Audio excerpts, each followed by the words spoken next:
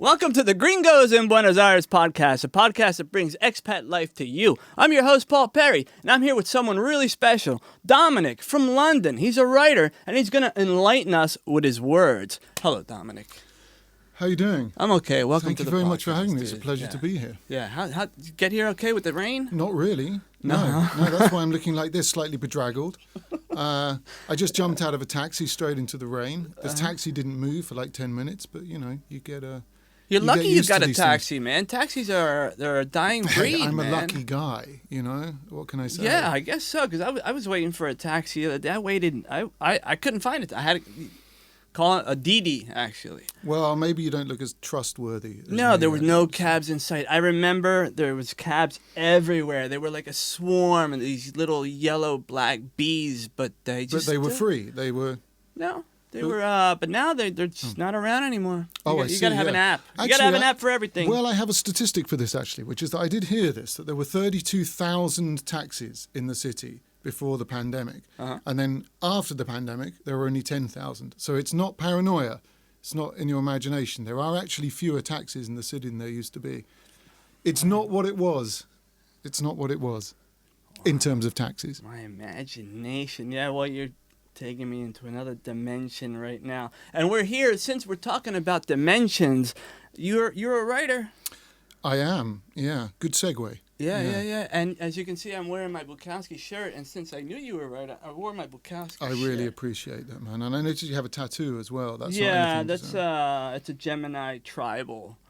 I got that when I turned some age. You're sure? It's not like it doesn't mean something else, and you got it when you were drunk and... Well, I've heard horror stories. Yeah, well, I can't say actually. Yeah. I don't have a tattoo, which I must admit here, it puts me in a minority of about one. You know, it was one of the first things I noticed when I was here, that I just didn't blend in with the lack of tattoos. It's very popular here. Yeah, that's a trip, because I got my first tattoo on Bond Street in like 1995. London? No, Bond Street here on Santa Fe, man. It was a really cool place.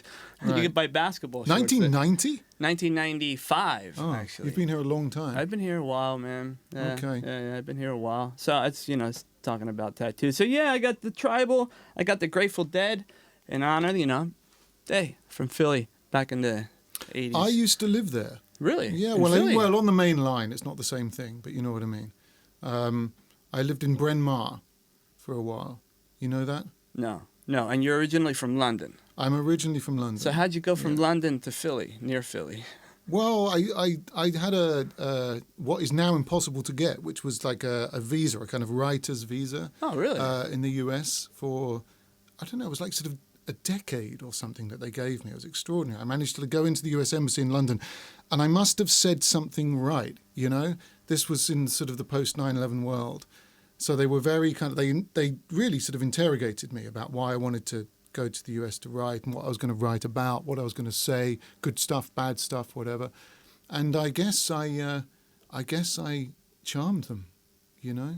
Yeah. Who were you writing for yourself, or were you writing for... I was writing for various newspapers, a few newspapers in the United States, but also in Canada and the UK. Wow, check you out, man. Cool. Thanks. Wow. Yeah, that's awesome, man. Congratulations on that. Yeah. Yeah, you're an established writer. Well, yeah, I suppose I am. It's funny how I've been doing the same thing like my entire adult life. I write on little notepads. Man. I do that. I do that, but then I turn it into something else, and it ends up somewhere else. But my life is little notes like that. Yeah. Well, writing is like whenever I'm sure you've published some. Have you published any books? No, not of the kind of writing you're talking about. Oh, no, okay. But I have written some fiction, but. The majority of my writing appears in magazines and newspapers. Oh, all right, cool. Any of which we might know of? Yeah, you name it. It's really Time. No. Good one. You threw one out there. But like it's been in like the Wall Street Journal and the LA Times and if we're talking about American publications and stuff like that. I remember in the 90s we used to go to the U.S. Embassy, had a library on Florida Street. Right. And if you wanted to read like Newsweek or you had to go on Florida Street, go into the library there, and you can read all the newspapers. With those giant wooden sticks. Yeah, exactly. Yeah. That was when reading was actually, it took, an extra effort. You know, if you wanted to read something, you had to go somewhere to read it, as opposed to just moving your mouse. You know, this is a genuine issue, and things just disappear so fast now. And I know that the whole argument is that the world that you're talking about was anyway. It was just chip paper, as we would say in the UK. The next day, you know, you'd wrap your fish and chips in the newspaper the next day. So everything was a little bit ephemeral. But I don't know, it feels even more so now, weirdly, even though there's a kind of a sort of a digital footprint. It's like I had, for example, today I had this exact thing happen to me, which is that I was on the front page, or the homepage of La Nación, because they did a profile of me in La Nación on the weekend. And it took them 4 days to put the article online for whatever reason. But it appeared today, and then it was on the homepage right up there.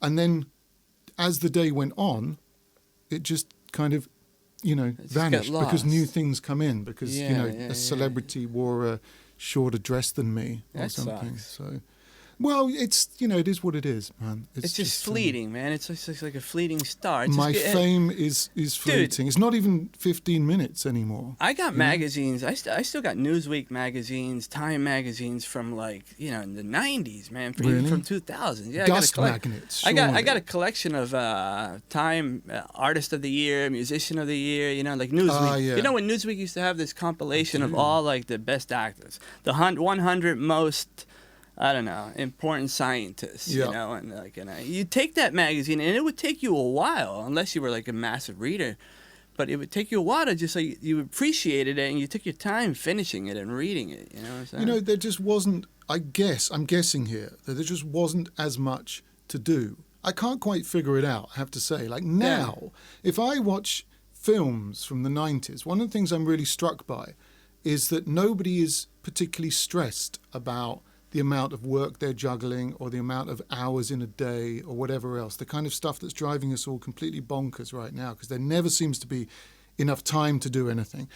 And I don't really get it because it's not as if people back then didn't work. It's not as if they didn't have things to do, households to run, families to care for, stuff to read, But there was I actually remember this. I don't think it's just because it's like a sunlit childhood that I had.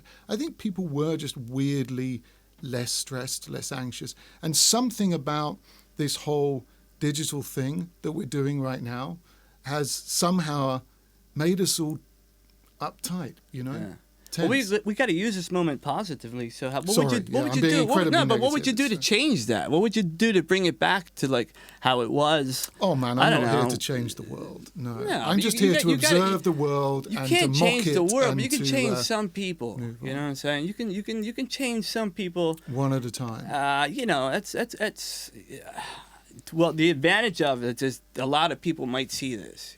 Someday some people say, "Wow, man, these guys were on to something." We're not inventing the wheel right here. No. There are other people that think like us. No. In this sense of this, the technology of not buying a magazine and just reading a magazine, while you move your mouse. I think there's too much reinventing of wheels going on generally, though, if you really want my thoughts on the wheel issue. Yeah. Because I think that in order to keep ourselves busy, in order to fill this space and look important and everything else, I think that we're all, and I mean by which I mean sort of broader society, I think that we are all doing things that have already been done.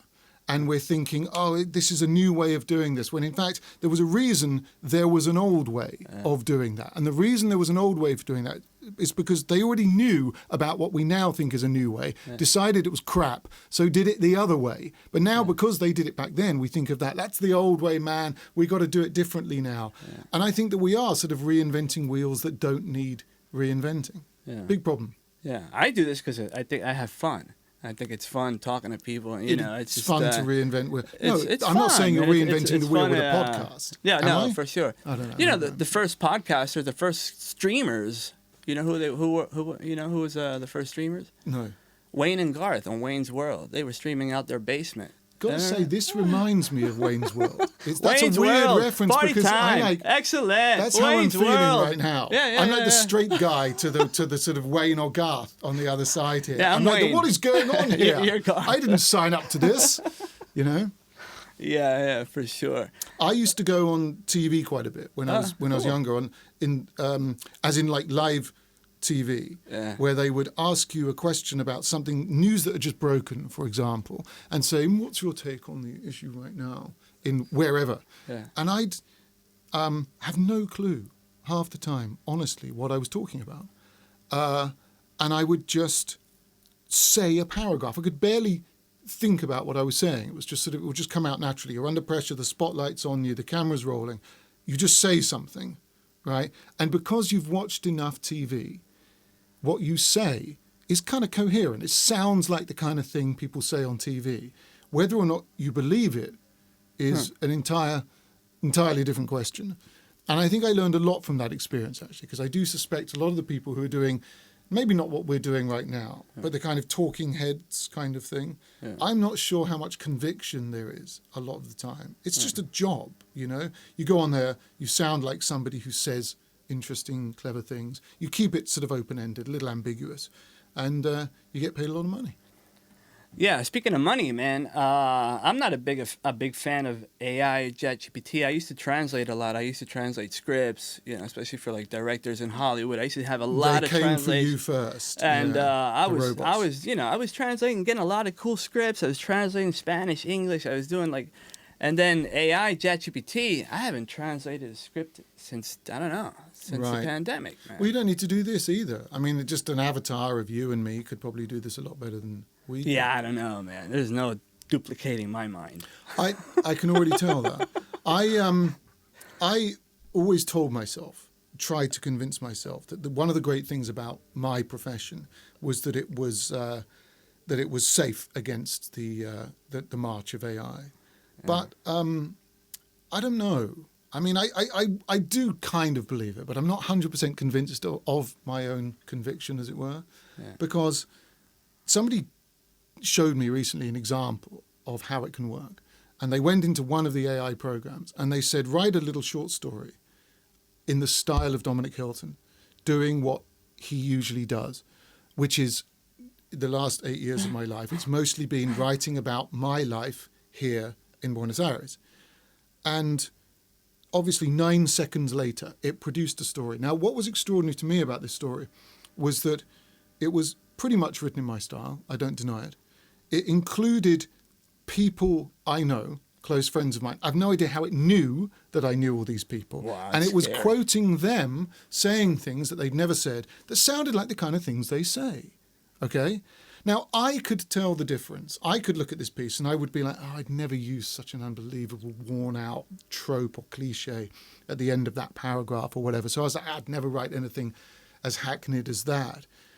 But the thing that worried me was that it was very clear. It was kind of a little clearer than some of those, less nuanced, let me put it that way, than the brilliant genius stuff that I trot out.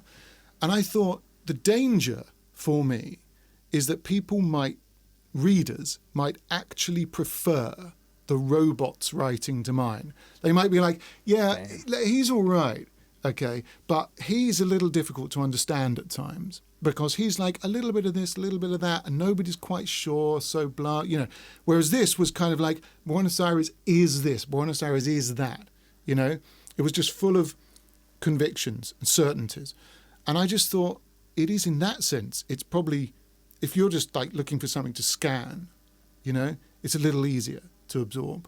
So that's probably the danger. Is that something that AI scrolled off the internet, given whatever you published or uploaded? Because if we're getting like into emails and stuff, that's why I keep stuff on paper, man. No AI stealing this stuff unless you got to. No, not even you read that.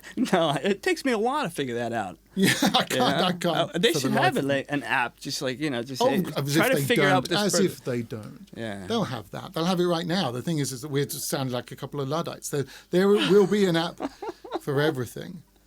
Yes, what I assumed it did was that in the 9 seconds between writing the story, producing the story, and the prompt, it read everything I'd ever written that's out there. Huh. In the archives of newspapers and magazines, and it just fashioned a story in my stuff. Wow. I mean, it's a little alarming, I can't deny. On the other hand, I remember I saw some footage once of a port, like a shipping port, and I don't know where it was. It was somewhere in the Far East, okay? And the whole thing was run and controlled by AI. So the organization, the management was all AI. There were no humans involved at all. It was robots on the port side, moving all the containers and everything. And this thing, you thought it was in like fast forward. It was two times speed at least, just zzz, like this, beyond efficient. And what I realized when I saw this was that we're actually not very good at doing things, if we're honest, humans. The real danger for us is that this stuff is just better than us. And then what do? You just say, yeah, but we're humans, so let us do it craply. You know, that's not a very good sell, I don't think. We need to do a little better than that. I guess really, man, it's all about where you live. For example, I live by the beach, all right? Yeah. I live by the beach in a town of 40,000. Okay. Of those 40,000, I think maybe like 3,000 give a shit about AI. Yeah. You know what I'm saying? Yeah. They care more about, I don't know, taking care of their garden, you know what I'm saying, planting, I don't know, walking their horse and stuff you know like what that. I think we've going solved to the beach, going down to the beach to get some fresh fish when the boat comes in. You know what I'm saying? It's like, so it depends where you live, man. That sounds pretty good. Yeah, you gotta have it. Like it's not easy living out, you know, by the beach in the winter. It depends on you gotta be a special kind of person. You know what I'm saying? I saw something today. Can't be easily depressed, and if you are depressed, you gotta be a really good writer because a lot of good writing comes from depression. From of course, feeling down or like hurt, and you're like, that's, you know, it's. Well, what you're really talking about is the soul, I think, and what, of course, technology and robots lack. The one thing they do lack is a soul, and I don't think even an imitated soul is particularly interesting. So even if they realize it and say, "Oh, I must start, you know, trotting stuff out as a robot that sounds like I have a human soul," I think it won't click. I was hanging out with my son by the beach. We were on the boardwalk down where I live, and we were like looking at some surfers. And I said, "Hey, man, I wonder what it feels like to surf. I wish I would. Never done it? I wish I hadn't learned. But anyway, I said, I wonder how, you know, what it feels like." And he asked ChatGPT, "What does it feel like? What does it feel like to surf, man?" Yeah. And he read it out to me. It was just like, wow. It was just really in-depth feelings of. It had a lot of adjectives, a lot of descriptive skills. It was just like No, it didn't. It didn't though. Because listen, I have one word for you: plagiarism. Right? The thing is, it just stole all that. That's not original work. I mean, what ChatGPT really is, I'm probably going to get in big trouble for saying this, but it's one big. We're in Buenos Aires. Nobody gets in trouble for anything. Well, no, not here. Unless they don't. it's, you know, you got a lot of money. Yeah. But we're not going to get in trouble, man. It's a big plagiarism scam. You know, I mean, if you think about what it's really doing, it's doing what we just discussed earlier, which is that it's trawling through all the work that other people, human beings, I mean, have already done, and it's nicking it, repackaging it, selling it back to us. And the stupid thing about us, I think, is that we're then seeing it and going, wow, how the hell did it know that? And it actually knew it because of us. Wow, it's a big brain in the sky. And it's convincing us of something which I think is profoundly untrue and kind of dangerous, which is the idea that we don't need to do certain things, you know? That there are certain small things that we need AI for, to organize your notes or whatever else. But we've always done it ourselves before. I know it's a pain in the arse, a lot of this stuff. And I get it. That if you're doing data entry or something purely administrative, I get that it must be very useful. Yeah. But a lot of small tasks are kind of valuable, you know? And to tell ourselves that we don't need to know anything, you know, except what? What are we going to be doing that's so grand that we don't need to do the small stuff? Well, I don't know. Actually, I don't know if I believe that. Yeah, I mean, we could have taken another path and said, "Hey, let's go ask the surfers what it feels like to surf," you know, or learn how to surf. You learn how to surf, and then you tell me. Exactly. So I'm actually having a go at you and your son, saying, "What the hell? Why did you go to ChatGPT and ask that?" Well, it was kind of windy. For them to, it was kind of windy. It's kind of windy, man. Right. But someday I will ask a surfer, "Hey, man, what's it feel like to surf?" I know some surfer dudes. Tanner, my friend Tanner, the toy master, he's surfing in Egypt right now. Okay. Yeah. But how articulate is Tanner? I mean, is he as articulate as ChatGPT? You can say this. Tanner's not going to watch He's a character, man. Most of the people I know are characters. you got to be a character to go surfing He sounds in Egypt. great. Tanner. Yeah. I like him already. Yeah, he was from the '90s, man. I met Tanner during the '90s here. Yeah, in Argentina. What was it like here in the '90s? Oof. I mean, broadly speaking, compared to now. Oh man. What's the difference? Where to begin? In what sense? In terms of I don't know. In terms of nightlife, pretty much the same. A little bit more expensive now, but in terms of quality of life, a lot simpler. The standard of living was a lot simpler. Okay. You know what I'm saying? There weren't a zillion types of different cars on the street. You know, you had like maybe 5 or 6 cars that were the same. Yeah. You had your Ford, your Fiat, Renault, and it's it. You know what I'm saying? You didn't have a Honda or anything like that.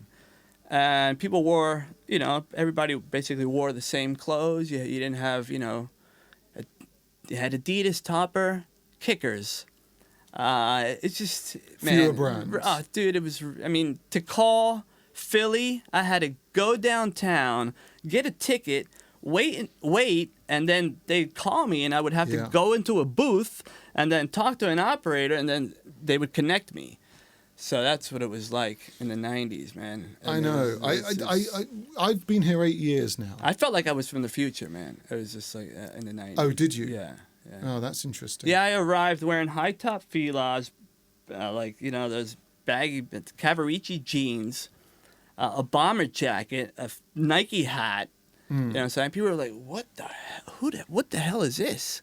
Yeah. And people would point at me, man, on the bus and stuff. And I was like, wow, everybody had the same clothes. That's a very different experience to the one I've had. From That's South one of the Philly. reasons I asked. Yeah. You're from South Philly. I'm from right? South Not Philly. from the And I main- landed into the suburbs. And then I went, 2 years later, I started working downtown as a salesman on Florida Street. Cool. Yeah. And, but I always felt like it was really, really different. Not only, I don't know, it was just different. One thing that I always get since I moved here, people in the UK and the US, they still say to me things like, "Oh, you're so brave. You're so brave moving 8,000 miles away and living in this strange South American country. How brave of you. How brave you are." And I take it because who doesn't want to feel brave? It's nice. I'm like, yeah. But you know what? If it wasn't, the communication means that it really hasn't changed my life enormously at all, if I'm honest. Yeah. I mean, in terms of my ability to contact people, obviously, my ability to do my work, my ability to stay in touch with my family and everything. I don't need to go to something, buy a ticket, go to a book, whatever, let alone sort of 20 years before that, when no chance in hell a call from here to London would have set you back $100. It's I mean this idea that it's so hard to go and live overseas, to go and live in a foreign country, I think that maybe we're clinging to a bygone age there with that. It's not that brave. It's not that difficult. Dude, back in the 90s, you left the U.S., you were incommunicado, man. Yeah. Unless you you wrote a letter and went to the post office and bought a stamp, you were incommunicado. You imagine what it was like in the late 19th century. You're getting on a boat, right? You're leaving southern Italy. And you're coming here, maybe you don't even know whether you're going to end up in New York or Buenos Aires, okay? You get off in the port of Buenos Aires, and maybe you think, shit, what have I done? But there's nothing you can do about it. Yeah. Like, that's it. Yeah. That's it. You're here. That's it. That's your life. You're here forever, probably. You are probably never going back. So you sing all these plaintive dirges. You sing, about how much you miss Mama back home. You ain't ever seeing her again. That's got to be. Whereas now it's like, I'm just going to call my mother. Yeah. I just video call her on WhatsApp. Now, admittedly, it's chaotic, calling my elderly parents. It never usually goes smoothly. Yeah. But at least, they can see me and criticize me from afar. Yeah, I see Facebook posts of my friends. I'm here in Texas. Airport, you see the little plane in the sky. Here's my avocado toast. En route to Buenos Aires, landed. Right. It's like you're live. You're following people in real time. Yeah. And it is a bit weird because there are times when I meet up with people, and the first question you usually ask people is, how have you been? Or what have you been up to? Yeah. And you know already. Yeah. You already know. Yeah. So you go through this kind of sort of 10, 15-minute period of just complete fabricated bullshit. Yeah. You know, where you're going, oh, well, actually, I went to Mendoza, and you're like, oh, did you? How was that? Did you drink any wine? When, in fact, you've been watching them constantly on their Instagram stories, chugging endless, gallons of the stuff. So, I don't know. Yeah. I don't know why we're so interested in following each other the way we are, but there you go. You mentioned earlier something about you in La Nación, and I checked some of it out. I mean, I checked it out, and it talks about Maradona. Yeah. You met him, you saw him, you knew him, No, nothing as interesting as that. I saw a picture of the the little and the goal against. Look, obviously he's a very controversial figure in my country, okay, and therefore me writing about him in this country is a very controversial act, and I've done it 3 times only. Because it's actually not fun. It's not something I enjoy writing about. I love Diego, and I love all that. And I love the... Maradona. Yeah, I love all that. I love the glorification of him here, and I think that in order to understand this country, a really, really good starting point would be to try and understand the phenomenon of Diego Maradona, the sanctification of him. I wrote about him when he died. I wrote about him in the literal immediate aftermath of his death, which I usually don't do. I usually take time when I write. But a magazine that I was writing for in London contacted me on the day of his death and said, I can see something is unfolding here in Buenos Aires around this issue, and we really want you to write about it. So I wrote that night, I wrote a relatively long piece about what had happened that day and what was going on in Argentina. And then a week later, on the day of his funeral, I did the same thing. Like I wrote that night and filed, which again is not something I usually do. So it's kind of a challenge, and it was such a frenzy both days, so frenzied. And I kind of wrote my pieces in a bit of a frenzy as well. And then a year later, I wrote about his first anniversary. And on the 5th anniversary of his death, which happened a few weeks ago, I did a public reading of the 2 pieces I wrote in the immediate aftermath of his death. And as you can imagine, I got sort of quite a bit of hate mail from both sides of the divide. What was the article about? The article was about, him and, everything that he represents here, everything that he means here. I met his sisters not too long ago. There's a barrio. There's a corner, La Esquina de Dios, it's called. Have you been there? Yeah, of course. Yeah. And you met them there? I met them there. There was a party, a street fair. There was a street party, and his sisters live in that area. There were like 3 or 4 of them. I don't know. And there's his house where he lived, and his sisters were there. And this guy, Mandanga Dance, he said, hey, those are Diego's sisters. So I was talking to him for a little bit. Everybody was coming up to him and saying hi and yada, yada, yada. And I took a selfie, and they were like all smiling, I think that's the thing, though, is that he, for obvious reasons, he was always, even at the end, he was still very much part of the community here, He was part of the people. Yeah, he was a character.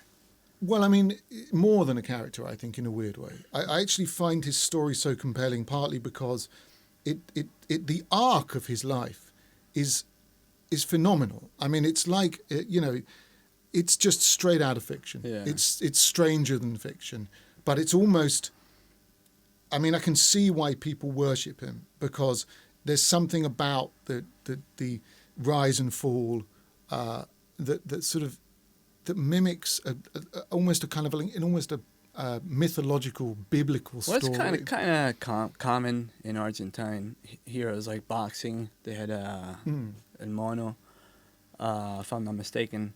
They had a couple Bonaveda. But you're right, it is common. But I always wonder about this, because I think they rise and fall. But it's like the country, right? It's sort of his story. Maradona for me represents Argentina so perfectly, for good and ill. Unbelievable genius, unbelievable kind of God-given talent and everything else. Phenomenal.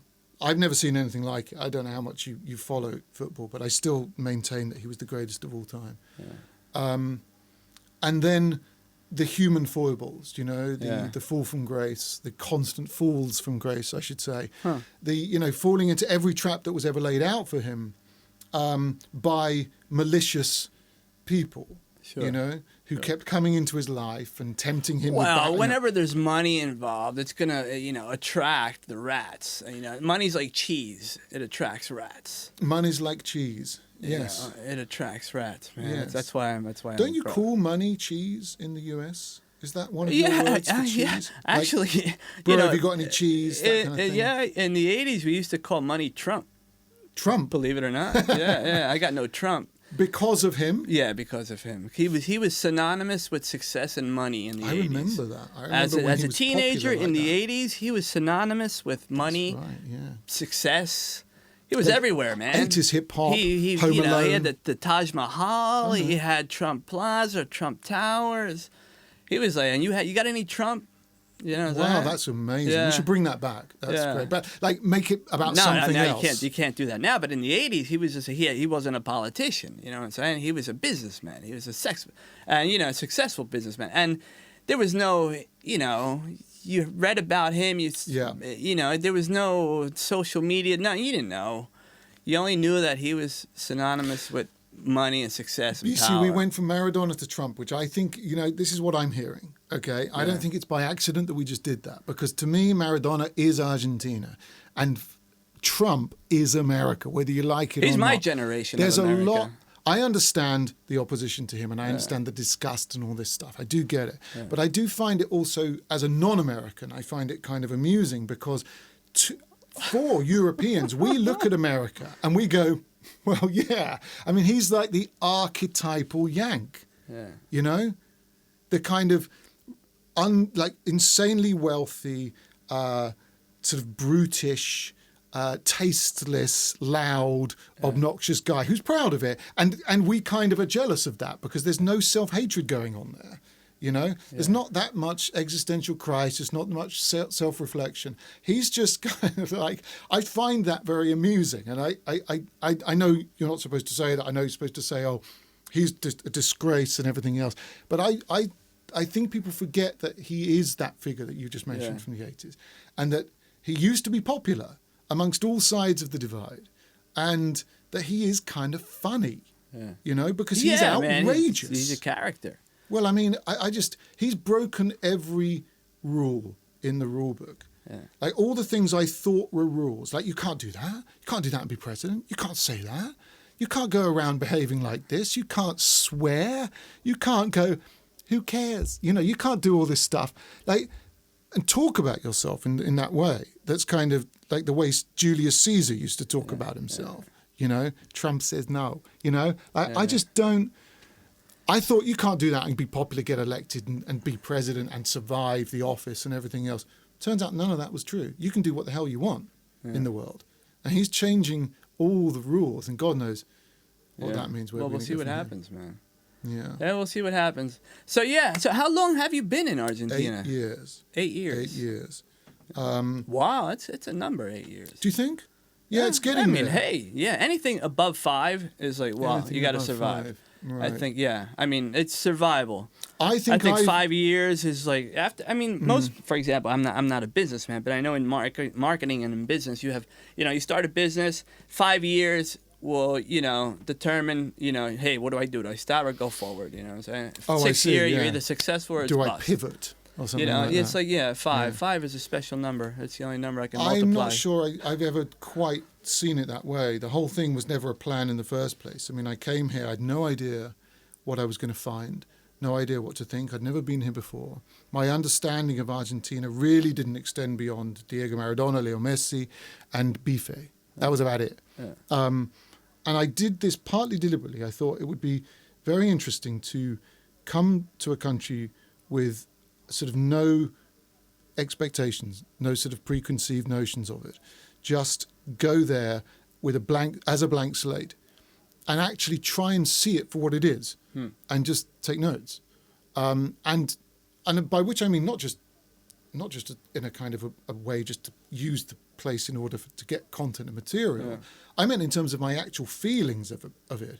Yeah. I didn't want to have Paris syndrome. Do you know what that is? The idea in life that there's this phenomenon of people expecting more from Paris than Paris actually has to offer. So when they go there, they're let down. Their romantic vision of the place. I didn't feel very comfortable. I went to Paris. I didn't feel very comfortable in Paris. No? Well, you are an American. Yeah, so yeah. They don't treat Americans very well. Really, man. The waiters hate you guys. Even though I spoke Spanish, like I might as well use my Castellano. But in Paris? Yeah. Right, you thought that was going to work. Yeah, I thought, yeah. Listen, my sister used to live in Paris, and my sister speaks fluent French. And still, if I'm with her in France, especially in Paris, they will pretend they don't understand what she's saying.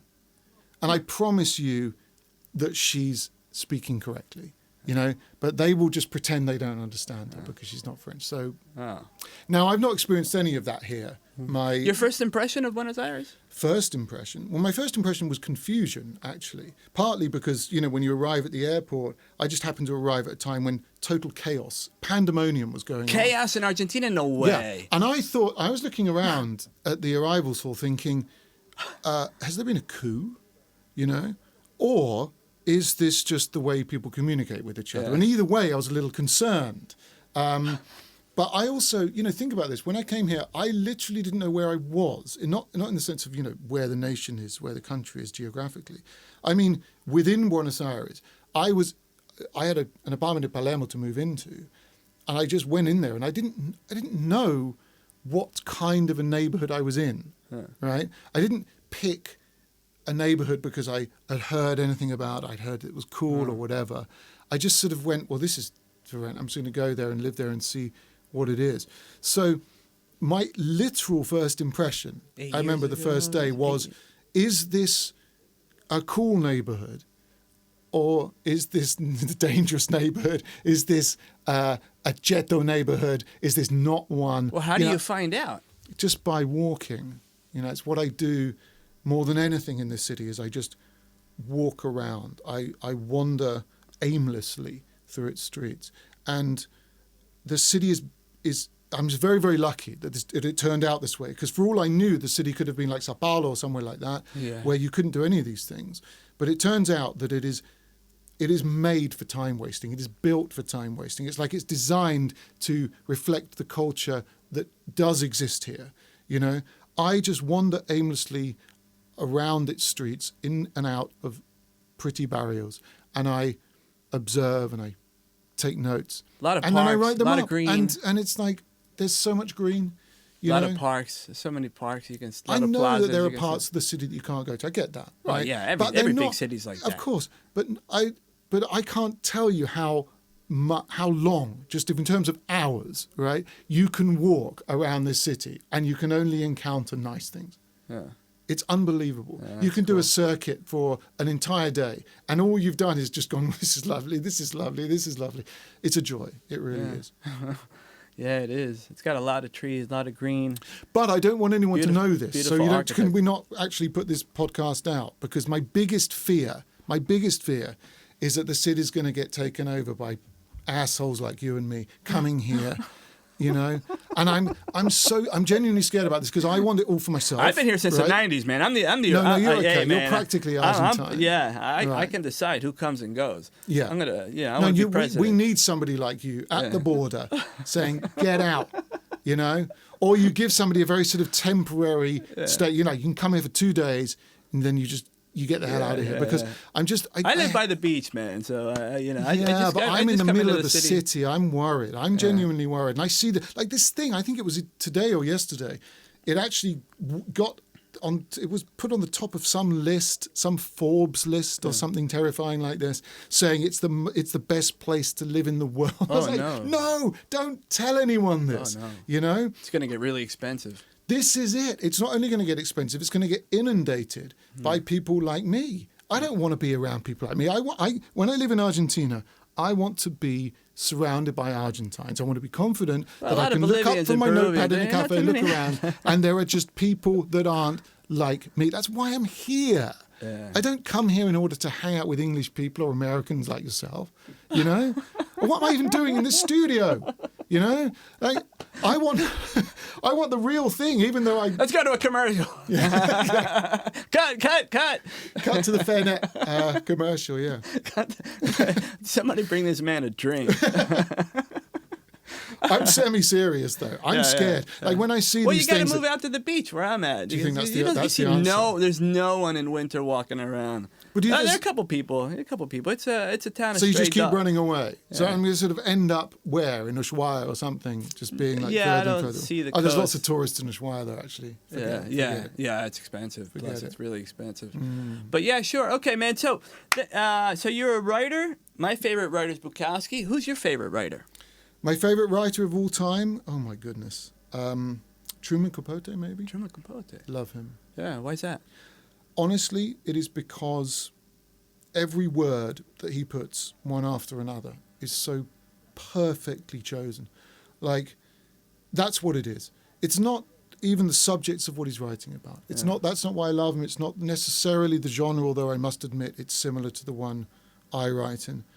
It's that when I read him, I'm like, you've placed everything. It's like a jigsaw puzzle. You've put everything in the right place, in the most perfect order, in the most perfect way, just enough, not too much, not too little. And so it's like listening to the greatest composer or something. So for me, it's partly that. Yeah. You're Beethoven, you're Mozart. Kind of. Yeah. And I'm also sort of very enamored of... I always loved, when I was growing up, I always loved the early New Yorker writers, you know. I grew up reading like James Thurber and Dorothy Parker, S.J. Perelman, E.B. White, Robert Benchley, all those guys. Yeah. And I guess that what happened is that I used to try and imitate them when I was a schoolboy in the school magazine. And it just went from there. That was it.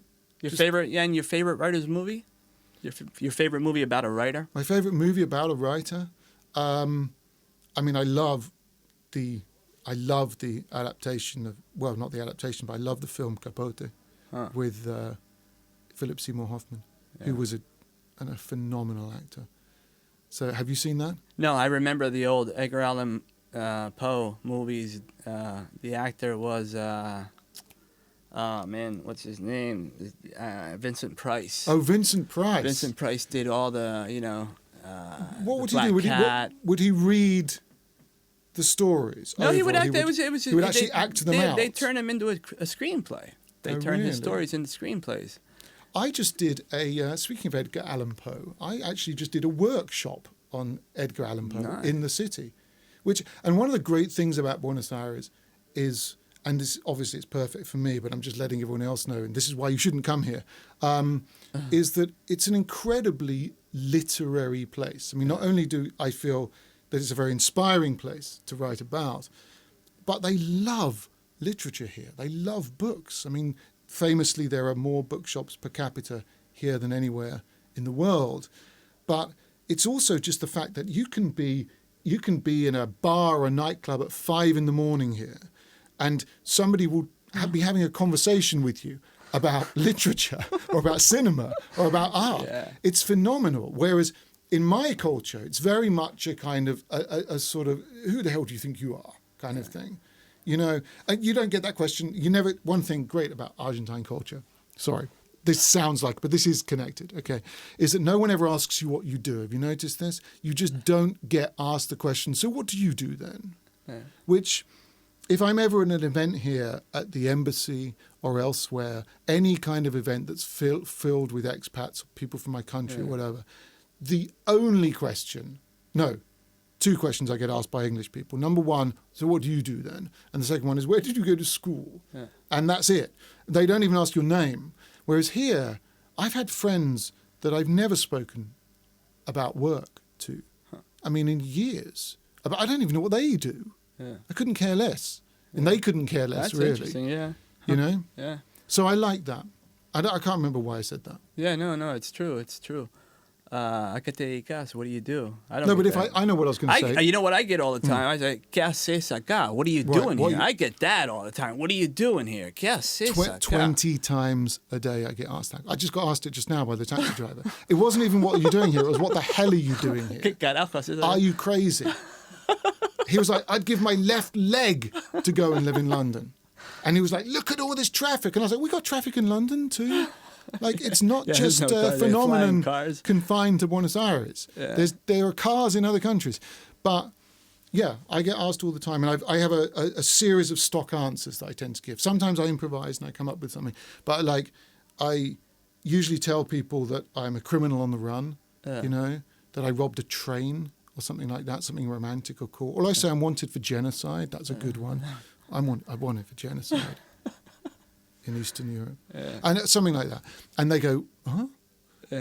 Or I tell them that I'm the illegitimate son of Prince Philip. That he had an Argentine mistress in the campo, and that I'm the spawn, and I couldn't tell you until the Queen died. That sort of thing. They love that. Fucking with people's heads, man. Yeah. Yeah, I tell people I'm from another dimension.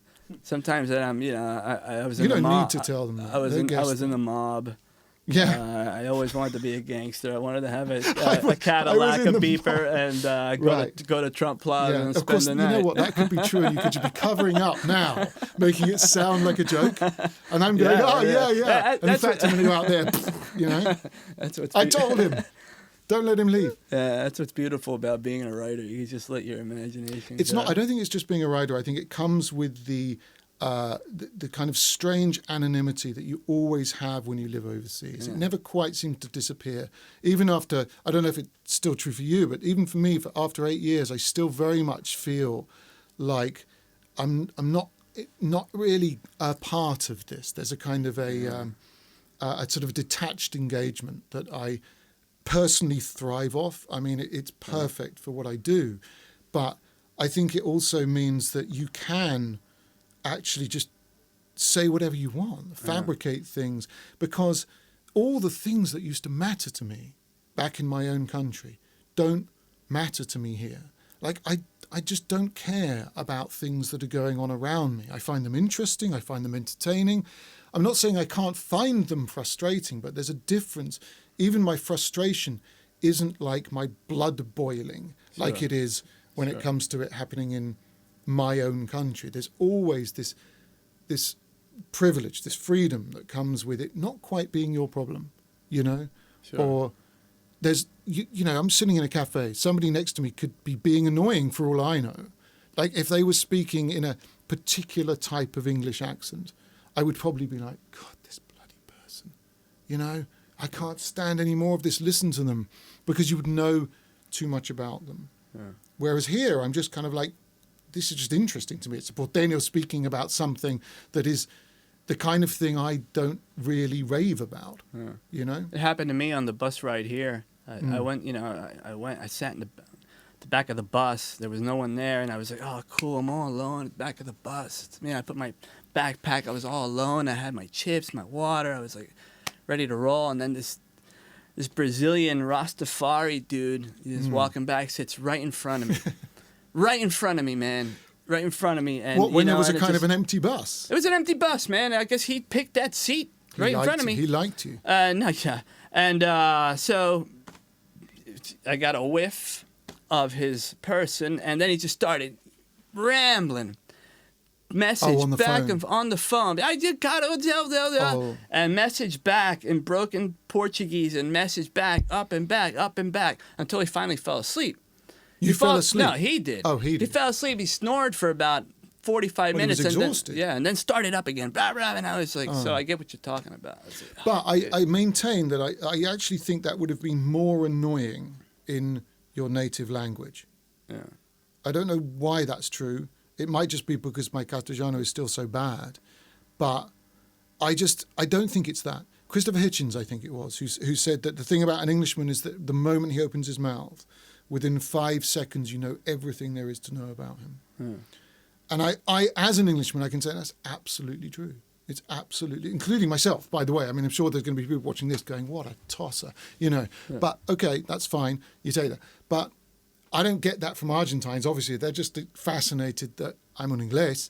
And similarly, I don't feel it towards them. All those petty sort of class distinctions and job distinctions and everything else, they just don't mean anything particularly to me here. Yeah. So if somebody's going to run, I agree. If I'm on a bus, and because it does tend to happen a lot, I sit down or I stand. I tend not to actually. I'm standing and there'll be a abuelita sitting next to me, like where I'm standing. the whole time. Blah, blah, blah. I'm thinking, is there anyone on the other end of this call? You know? Because it's a bit like me now, talking at you like this forever, not taking a breath. Yeah, well, I understand Portuguese, man. So I lived in Brazil for a while, so I can understand his whole conversation. It was just ridiculous. He was talking about flamenco. He was talking about, I don't know, Botafogo. And he was just trying to impress you. He wasn't on the phone to anyone. Yeah, he came and sat right next to you and started going on about his flamenco moves. Yeah. But you told me you like baseball. I am the perhaps the only Brit in the world who is a baseball fanatic. I'm a fanatic ever since I was a boy. Oh, cool. You could easily be a pitcher. Oh, that was always my dream. Yeah. I used to worship Greg Maddux, you know. Oh, yeah. And I would do anything to be able to throw a baseball like Greg. I mean, really, honestly, that would be for me the dream job. I guess you call it the dream scenario, which would be a Major League Baseball pitcher. Yeah. Well, they make good money. Plus that's the only reason. Actually. Yeah, it's not the other stuff is just poetic nonsense. No, but they work 3 days a week, or 2. How often does a starting pitcher, the rotation? Unless you're Shohei Ohtani, of course. Yeah, for sure. The great Shohei Ohtani. I'm in love with this guy. Are you familiar with the London Mets? I went to see the London Mets a couple of times. Yeah, at least. All right. I am familiar with them. But you know the thing, I've never played baseball. Oh, wow. I was always a player of sports. But you understand the game, though. I understand everything about the game because I've been obsessed with it for many, many, many years. Yeah. And I watch it religiously during the season, the Major League season. And I've been to minor league games all over the States and everything else. How do you react when people say it's boring? The same way I react whenever anybody says anything is boring, which is that I think, you mean you're boring, you know? Yeah. Because it's not just that baseball isn't boring. If you find it boring, there's something deeply fishy about you, I think. Yeah. Because there is an untold amount of stuff going on at any given moment in a baseball game. It's so high speed. You can not understand it and then say it's boring, but that's not the same thing. That's saying, oh no, you just don't understand what's happening. I understand that must be frustrating, but it's not a boring game. If what you mean is people aren't dunking on top of people, okay, and moving around all the time and running and sweating something and cursing like and this. Like running around like headless chickens, like in the English Premier League. Yeah. You know, like the ball's in the corner, everyone goes down. You know, I get it, but the idea of nothing happening in a base, even in a pitcher's duel, if you're in the 9th and you've got a 0-0 game, something incredible is going on. To call that boring is, to me, it's it speaks volumes. People about the person. People don't realize how fast everything moves in baseball. No, not even remotely. From the moment the pitcher is just like boom, he throws, and from the moment the catcher catches, and from the moment the batter swings, and from the moment you run, everything just happens fast. As I understand it, but it develops slow. Well, so people are like kind of in a rush to see something. Come on, I just want to see something happen. Yeah, but you're probably the same as me. I'm always seeing something. Yeah. So obviously, if a pitcher is standing on the mound, I had a baseball team for 10 years. So it's what they mean, I guess. A pitcher standing on a mound, staring down at the catcher, right, and he's shaking off signs or something like this, and people are going, come on, nothing's happening. Nothing's happening? You got to be kidding me. There's a reason he's shaking off those signs. Have a look at what's going on the bases. Have a look at what's going on the outfield. Have a look at what happened on the previous time this guy was up to bat. You know? The whole history of the game is right there in any given moment. Sure. And so I don't know. I'm not even remotely. To me, it's like, I suppose it's like if you don't like reading, you don't like baseball. So we must be in another dimension if I'm talking baseball with a Brit. A Brit, yeah. You know what? Actually, I moved to the United States at one point in my life, as I told you, and it was a big reason why was to be able to watch baseball, like live. That's correct. And when I was a kid, I had to get tapes sent to me. It wasn't on British TV, you know. I got tapes sent to me of games that were months old. And I'd sit there and watch them like, wow, you know? That's crazy. I loved it. Yeah, that's cool. Okay, I got a couple questions for you. Do you drink mate? Of course. Yeah? Yeah. How do you drink it? I usually drink mate cocido, I must say. Okay. Yeah, I drink it amago. But and I tell you what about mate. Two things. Number one, it's the only answer I have to the question of how come Argentines don't seem to sleep and yet function. I think mate must be the answer, which might solve all sorts of problems in the world. If this thing could just be exported more widely, perhaps more people could not suffer from sleep deprivation. Because I don't see anybody here ever seeming to sleep. The city is bustling around the clock, and the only explanation unless somebody has something better, the only explanation I have is it must be the mate. And number two, people's often, presumably you ask this question to your guests. Yeah, mate, right? yeah. Yeah. And people presumably respond about how, when I first tried it, I didn't like it, and it was too bitter and all this stuff. I don't get that either. I've never understood the dislike of it. Like, what's to dislike? I think it's amazing. Yeah. But as an extranjero, I would say this.